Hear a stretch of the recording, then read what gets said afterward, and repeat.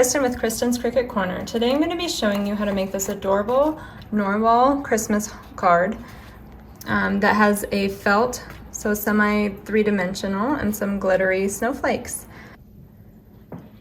Okay, I found this adorable narwhal for free for personal use, and I used a separate Santa hat on Pinterest, and I will be attaching those links in the description below in the video. I will also be attaching the link to make this card for yourself through the Cricut Design Space. So I will have a link to all of that below in the description. So I hope you enjoy this tutorial.